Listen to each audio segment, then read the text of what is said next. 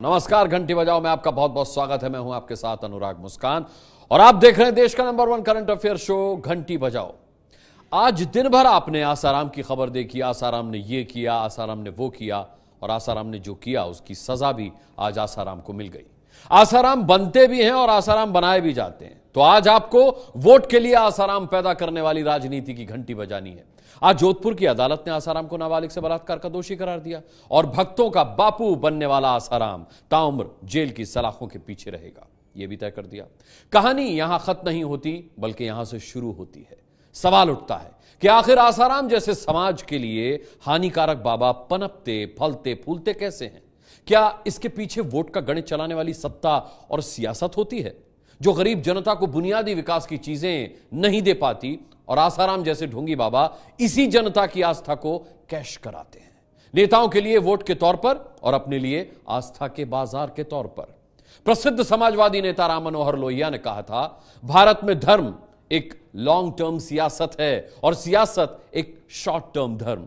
तो क्या सियासत लंबी चले इसके लिए देश की धार्मिक मजबूती को कमजोर किया जा रहा है?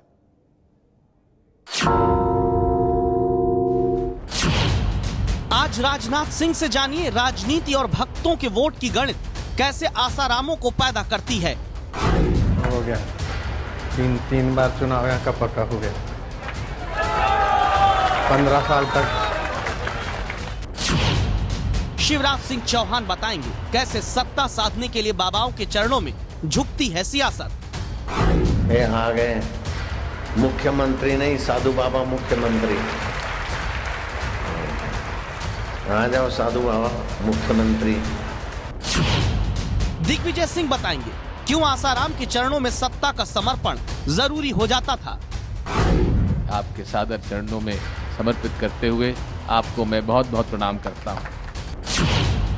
रमन सिंह बताएंगे क्यों आसाराम जैसों को चमत्कारी बना देती है राजनीति। 45-46 का जो टेम्परेचर है 28 और 27 और 26 तक आ गया है। ये संतों की कृपा है कि आपके आगमन से मौसम बदला है, बारिश हुई है। कांग्रेस नेता कृपा शंकर सिंह के जरिए पता चलेगा क्यों आसाराम के लिए नंगे पैर दौड़ते रहे राजनेता। महाराष्ट्र के गृह मंत्री रहे, अभी महाराष्ट्र सरकार में कांग्रेस अध्यक्ष है, लेकिन बापू की सेवा ऐसी करेंगे, नंगे पैर बापू का लगेज बापू के साथ एयरपोर्ट पे छोड़ने आएंगे, लेने आएंगे। नवजोत सिंह सिद्धू से पता चलेगा क्यों आसाराम जैसों को भगवान बना देते हैं राजनेता। जैसे नर्मदा में बहता बहता कोई तिनका किसी शिवलिंग के ऊपर टिक जाए, वैसा सिद्धू महसूस कर रहा है। एक आसाराम के चरणों में गिरते राजनाथ सिंह, दिग्विजय सिंह, शिवराज सिंह, कृपा शंकर सिंह, रमन सिंह और नवजोत सिंह सिद्धू। हर पार्टी, हर पद, हर नेता के लिए आसाराम जैसे के चरणों में गिरना क्यों जरूरी हो गया? क्या वोट की राजनीति के लिए देश में आसाराम पैदा और पाले पोसे जाते हैं? आध्यात्मिक तौर पर कमजोर राष्ट्र अपनी पहचान नहीं बना सकता और इसीलिए आज हमको इस संकट को मुद्दा बनाना पड़ा है।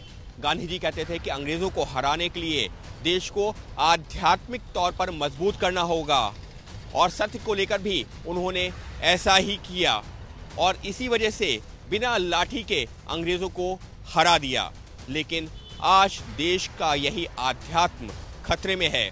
भारत देश की पहचान उसके संतों से भी रही है, लेकिन आज की तारीख में संतों और सियासत का ये घालमेल देश के आध्यात्म के लिए खतरा बन रहा है। कैसे ये समझने के लिए देखिए इन तस्वीरों को। जोधपुर में जेल से अदालत के बीच यूं कतार लग जाती थी आसाराम के भक्तों की जब आसाराम जोधपुर जेल से अदालत में पेशी के लिए पिछले 4 साल के दौरान निकलता था। कैदी वैन में बैठे आसाराम को एक बार देख लेने की बेचैनी होती थी भक्तों में। आसाराम की कैदी वैन के पीछे उसके भक्त दौड़ने लगते अपने बापू के लिए। जहां से कैदी वैन गुजरती उस सड़क पर माथा टेकने लगते आसाराम के भक्त और पेशी के दौरान आसाराम जो बोलता वो भक्तों के लिए ब्रह्म वाक्य बन जाता। जोगी रे मोरा हृदय ज्योत जगाई जा, हृदय ज्योत जगाई जा पाया मनडारी जोत जगाई जा मारा दिलडारी जोत जगाई जा जोगी रे। तो क्या बलात्कार की सजा ताउम्र जेल में काटने वाला आसाराम अपने 2 करोड़ भक्तों के दम पर अब तक राजनीति और राजनेताओं को अपने सामने झुकाकर आस्था का बाजार और साम्राज्य बढ़ाता रहा? क्योंकि देखिए जरा मध्य प्रदेश के मुख्यमंत्री शिवराज सिंह चौहान को, जो मध्य प्रदेश में आसाराम के प्रवचन के दौरान कैसे नतमस्तक होकर पहुंचे थे और आसाराम से मिलने की अपनी बेचैनी जाहिर कर रहे थे। कल से विधानसभा शुरू हुई और मन भी बेचैन था। कल नहीं आ पाया, लेकिन आज सवेरे से ही बापू आए जा नहीं रहा है, बापू आए जा नहीं रहा है, चल जल्दी चल जल्दी चल जल्दी। पता चला 5 बजे जाने वाले हैं, इनका 5 के पहले मिलते हैं। सचमुच में आज आपसे मिलने की तड़फ इतनी जबरदस्त थी कि अगर आप कहीं जाते तो मैं भी पीछे पीछे चला आता। बिल्कुल बिल्कुल सच्चे वचन है, क्योंकि आपकी प्रेरणा से, आपके आशीर्वाद से राजनीति जो काजल की कोठरी कही जाती है, राजनीति जिसके बारे में कहते हैं कि जो इसमें जाता है वो बिना दाग के नहीं आता, लेकिन बापू आपका आशीर्वाद रहे और जिसे लौटे तो जस की तस धरदीनी चदरिया है। क्या बात। मुख्यमंत्री जब चेले बनने लग जाएं तो सत्ता आसारामों को भगवान बना देती है। तभी तो भोपाल में आसाराम के नाम पर बस स्टॉप तक बन गया था, लेकिन अब बाबा का खेल खत्म तो बस स्टॉप का नाम हटाया जा रहा है।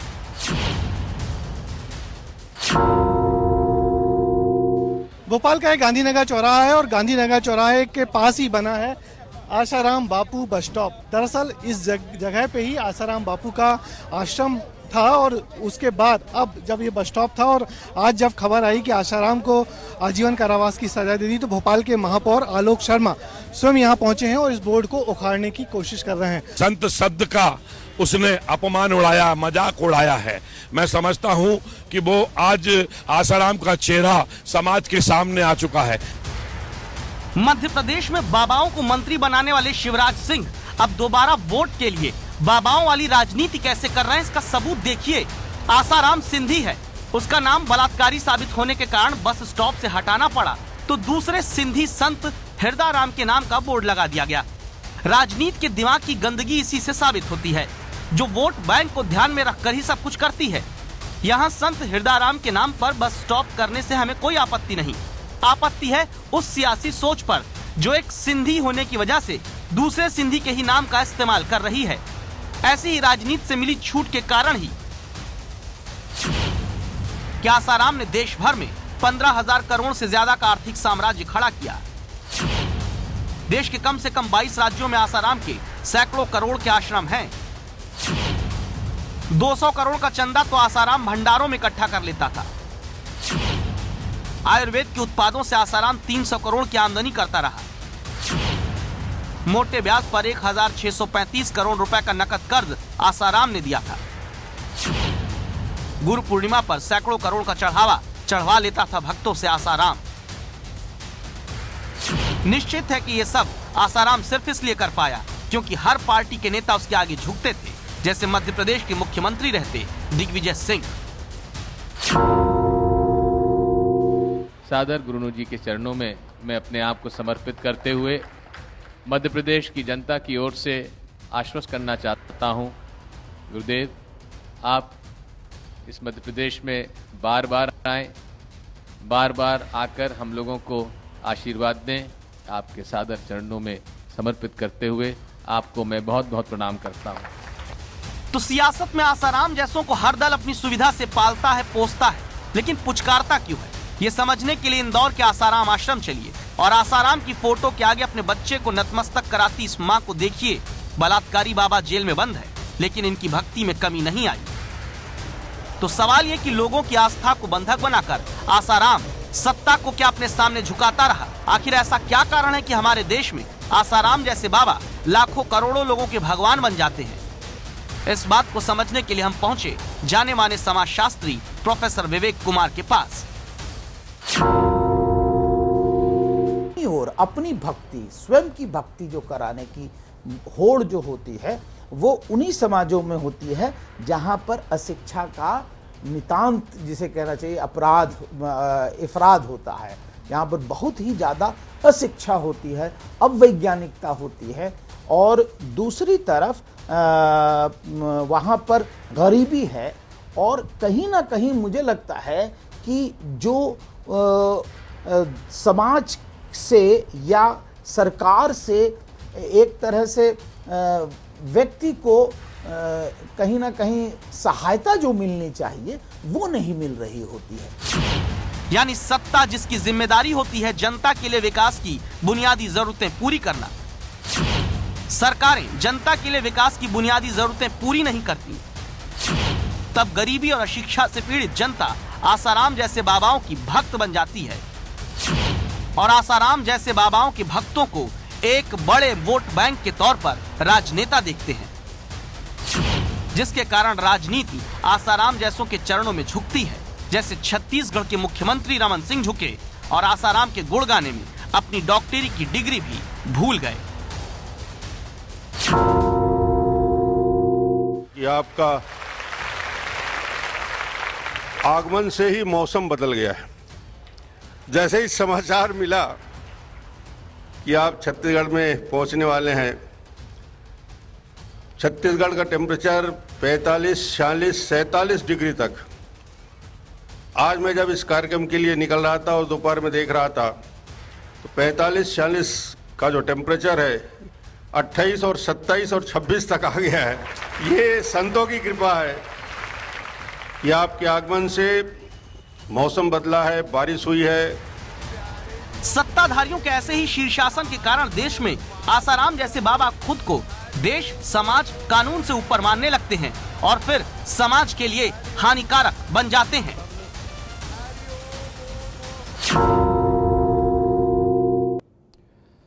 जो आपने देखा उसे विडंबना ही कह सकते हैं आप। वैसे आपको बता दें कि भारत में धर्म, बाबा और राजनीति का मिश्रण शुरू हुआ 1970 के दशक से। इंदिरा गांधी धीरेन्द्र ब्रह्मचारी को अपना गुरु मानती थी। कहते हैं कि कई फैसले वो उन्हीं से पूछकर किया करती थी। चंद्रशेखर और नरसिम्हा राव तांत्रिक चंद्रास्वामी को गुरु मानते थे। देवरा बाबा से तो राजनेता माथे पर लात खाकर आशीर्वाद लेते थे। 1990 की राम मंदिर राजनीति के बाद तो देश में पूछिए मत, कई बाबा सीधे सियासत में उतरे। अब हरियाणा, पंजाब राजनीति में राम रहीम अपने भक्तों को वोट बैंक का इस्तेमाल करता था, आपने समझ लिया। धर्म की सियासत सिर्फ हिंदू धर्म में ही नहीं होती। मुस्लिम धर्म में जामा मस्जिद के इमाम बुखारी तो चुनाव से पहले समर्थन की अपील जारी करते रहे। गुजरात के चुनाव में ईसाई धर्मगुरु भी वोट किस पार्टी को देना है ऐसी अपील जारी करते नजर आए। लेकिन जानते हैं क्या, इससे भारत को बहुत बड़ा नुकसान होता है। कैसे, देखिए।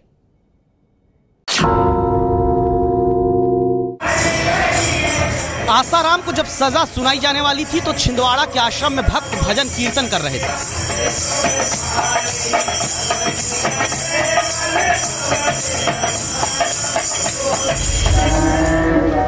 उज्जैन के आसाराम आश्रम में अपने बापू को बचाने के लिए कीर्तन चल रहा था।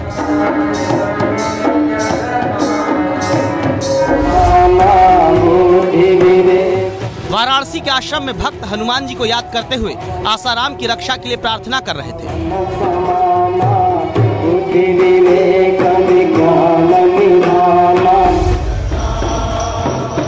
और इंदौर के आश्रम में भक्त आसाराम की ही आरती करते हुए उसे सजा से बचाने की दुआएं मांग रहे थे।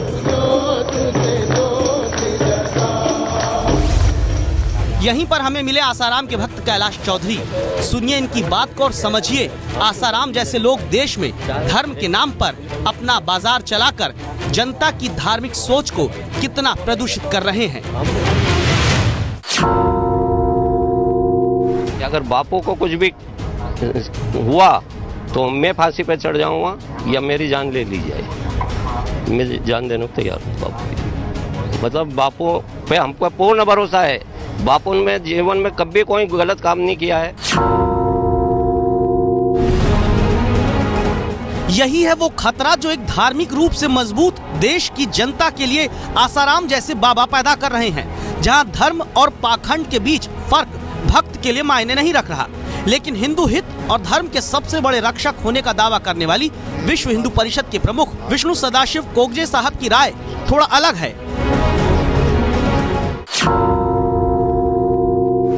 एक अच्छा हुआ है। इस प्रकार के जितने भी धर्म के आड़ में ढोंग करने वाले साधु सन्यासी हैं, उनके खिलाफ कठोर कार्रवाई होकर और उनको सजा मिलनी चाहिए।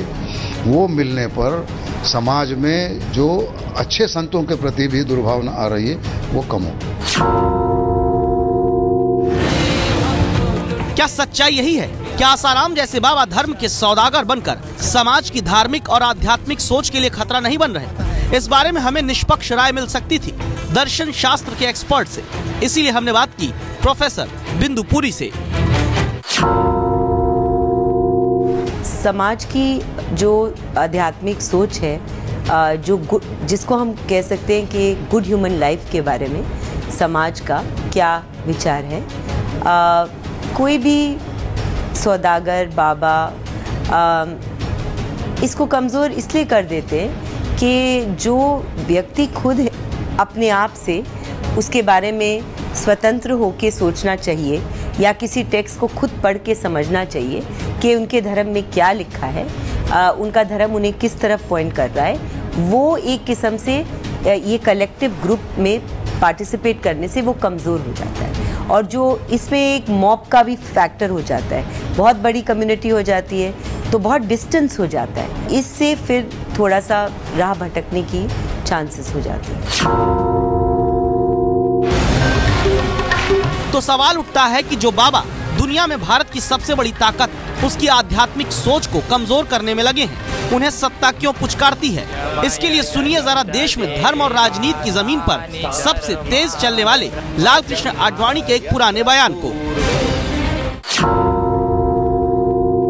मुझे कल्पना नहीं थी कि यहाँ आने पर उनका ही मुझे आशीर्वाद नहीं मिलेगा, अपितु इन लाखों भक्तों का भी आशीर्वाद वे मुझे दिलवाएंगे।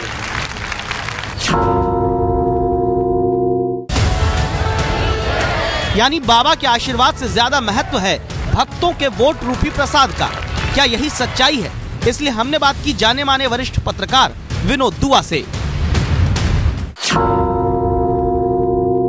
हर पार्टी ने बाबाओं का सहारा लिया है। इंदिरा गांधी सहारा लिया करती थी, जय गुरुदेव सतयुग आने वाला है।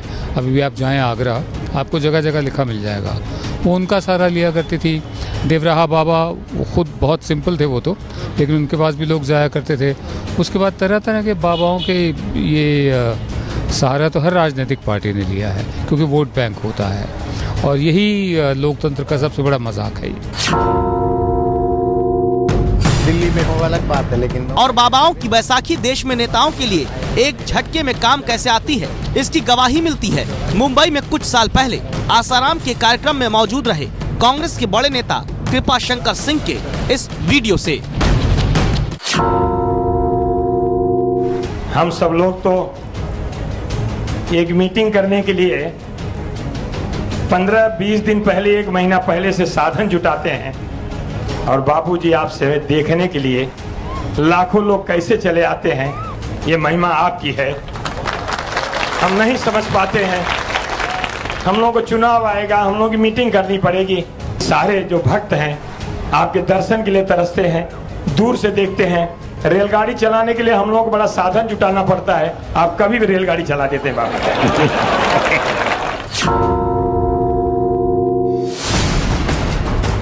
यानी हर लगे न फिट करी सियासत का रंग चोखा हो। इसी कारण देश में राम रहीम जैसा पाखंडी अपना साम्राज्य भक्तों के दम पर सियासत के संरक्षण में चलाता रहा।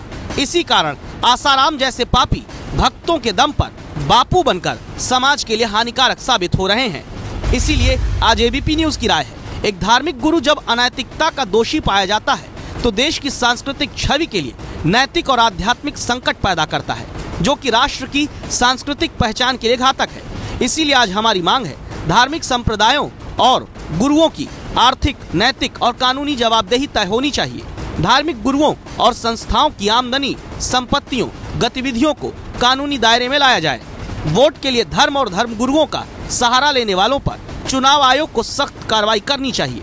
आप इस राय से सहमत हैं तो 8422840000 पर मिस्ड कॉल देकर आवाज उठाइए।